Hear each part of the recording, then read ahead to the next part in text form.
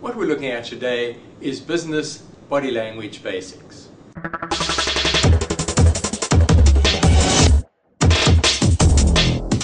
If you think about it, in business, probably what's the most important single aspect is communication.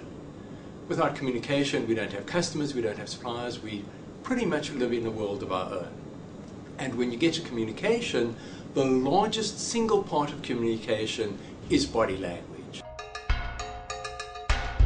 There are three kinds of body language that we're going to look at now. The first is intentional, the second is intentional but hidden, and the third is unintentional. First kind, as I mentioned before, is intentional. Now, their gestures, that one, the famous, I've had a microchip implanted in my little finger. It's not. Everybody knows this means call me. One universal meaning. The second category is intentional but hidden body language. This is typically when you think a person's not watching you, so you roll your eyes, you give whatever gesture it is to show you think they're an idiot, they're wasting your time, whatever it is, and you think you're getting away with it. The gesture, which I'm very reluctant to do, with certain finger pointed up, where you adjust your glasses with your finger, and of course it's the certain select finger, and you're think the person doesn't get the message, or they certainly can't question you about it, and you've gotten away with it. The third category is unintentional. This is where you're genuinely caught off guard. You've just been told that certain people have arrived late for this work this morning, and they've all been captured on CCTV, and you're one of them, and you don't want to give your look of horror, but you really were caught off guard, and your face shows what you're thinking without you intending to do that. Think about it. Often there's Fred who nobody likes. Why is it that nobody likes Fred? Fred typically uses nice words, says the right thing, but he does so with a finger pointed, or it's, look, let me, and so on. And we're scared of Fred. Fred intimidates us because of the body language, or alternatively, Fred is always talking to us, looking down, particularly taking his glasses, the old famous, putting them on the edge of his nose and looking right down at us, or using body language to denote that we're insignificant, Fred is superior to us, so we really are a waste of his time.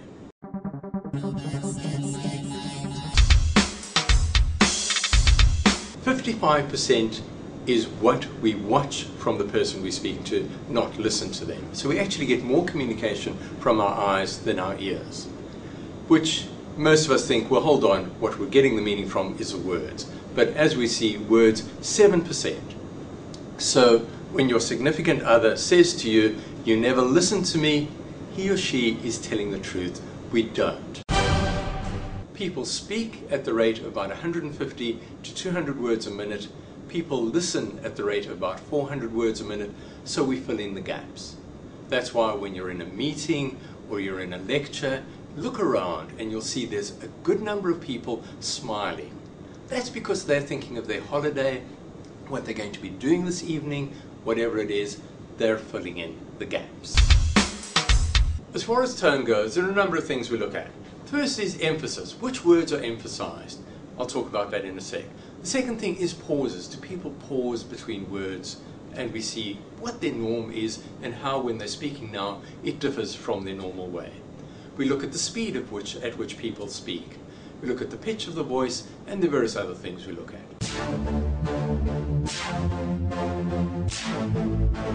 I'll give you a very simple sentence. I did not say she beat her husband. Very straightforward. We all know what that means. It's got one very clear meaning. But we can change the meaning by changing the emphasis.